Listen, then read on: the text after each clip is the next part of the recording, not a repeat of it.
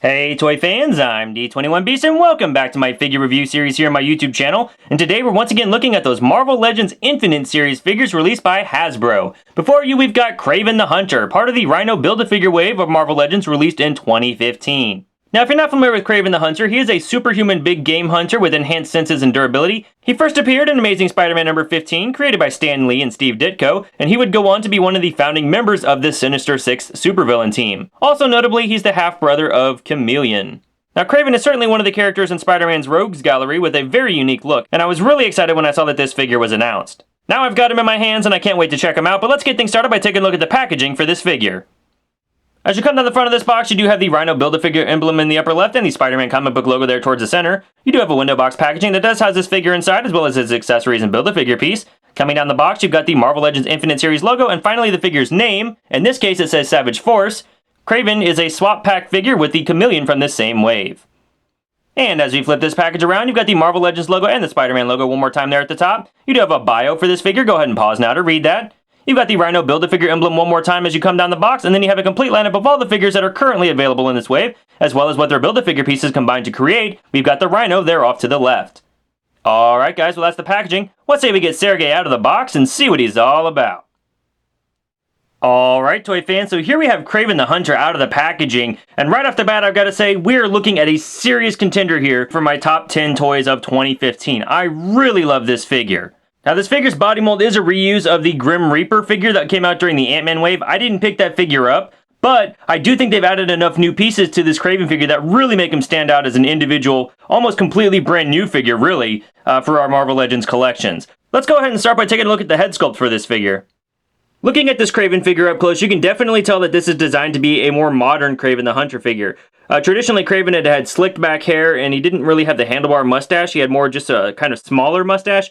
This is definitely a more modern, kind of rugged-looking, really kind of strong man, but at the same time, a sort of modern-looking hunter-type character. There's some great sculpt work here on the hair. On the face, everything is sculpted and painted very, very nicely. Now, he's got some nice hazel eyes here. It does look like this eye's just a little bit offset. I'm kind of bummed about that. Ordering online, you can't really look at your options before they show up. But I do like the head sculpt overall. I'm a really, really big fan of it. Then he's got this separate piece here around his neck. It's just, you know, kind of a tooth necklace or something. Didn't have to put that on there. It is painted nicely, and I do like that that's been included. It is removable if you pull off the head. It's just on a ball joint, and it's pretty easy to take off. You can put that head joint right back on. He's got this excellent vest. One of my favorite features of Kraven in general as a Spider-Man villain is the lion vest that he wears, and I think they've executed that very nicely here. Lots of really clean paint applications. The sculpting on the mane of this lion is just really, really nice. Look at every individual strand of hair has been sculpted. There's even sort of a wash here on top, kind of bringing out some of the highlights of the mane, and then it just gets darker, you know, like it naturally would as light shining down from above. So I really like that touch there. He's got these armbands here that have the leopard spots on them. And then we look at the forearms here, and he's got kind of leather wraps around his arms that have been sculpted very nicely. Lots of clean paintwork in and throughout. The torso for the figure is definitely sculpted very nicely. Again, that's the Grim Reaper body mold, so no changes there, but I think it's a nice sort of build for this Kraven figure. Then he's got this excellent belt accessory. Lately, it seems like when Marvel Legends figures receive a new belt accessory, they do a nice sculpted belt piece, but they typically only paint the actual belt buckle. Not the case here with Kraven. We have some paint work on the cloth that drops down on the front, and then as you rotate the figure around, look at all that detail sculpted on this belt. They also paint the cloth on the back. Now, this belt does actually separate from the figure. I don't want to do it too much because I really don't want the belt getting loose. I like this piece on the figure. And then we have just, you know, sort of a dark brownish color here for the upper legs, but then we have these excellent boot sculpts. I love the skulls on the knees, that there's fur sculpted around the top of the calf here, and it's been painted very nicely. And then we have some more of that leather wrap style here on the lower part of the leg that's been sculpted very nicely. But overall, just an amazingly fantastic figure. I mean, Hasbro's really outdone themselves here. They definitely did the right amount of reuse and the right amount of original sculpt work on this figure, and I am just very, very happy with what we've got here. Kraven comes with the accessories that you see here. We've got the right leg for Rhino, which looks really nice, and I can't wait to review this figure if I can ever find a Chameleon on store shelves. Wish me luck. But then we have this spear accessory. Now this spear accessory is sculpted very nicely. We have some nice paint here at the top. Not just silver, they actually kind of put a little bit of a gold tint into the arrowhead or the spike, which is really nice. We have some excellent sculpted rope detail here, and then we have these feathers, which have actually been painted with a black wash, it looks like. And then we have these red beads. I'm not sure if this is supposed to represent anything specific. Let me know in the comments below if you guys know. And finally, the shaft of this weapon is sculpted very nicely. There's wood grain going all the way down, but no actual paint detail on this portion of the weapon.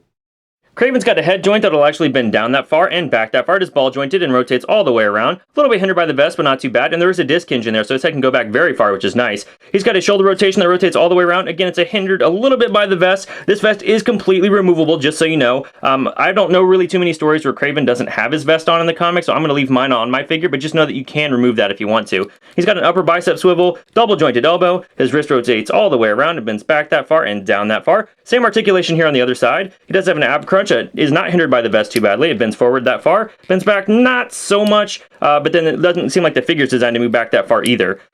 Full rotation here at the waist. He's got a hip joint that'll move forward that far, move back pretty decently. It moves out from the body only about that much. Upper thigh swivel, a little tight on my new figure. He's got a double jointed knee, and then he has a foot that'll bend forward that far, bend back that far, and has that Hasbro ankle pivot. So a great range of motion for this figure. You're going to get some nice poses out of this guy. Kraven's got a decent amount of height. He does stand right about 6.5 inches tall. For some size comparison, here we have him compared to the pizza-eating Spider-Man that was released earlier this year.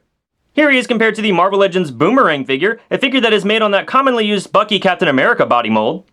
And finally, here he is compared to the 6-inch scale Marvel Legends Infinite Series Wolverine.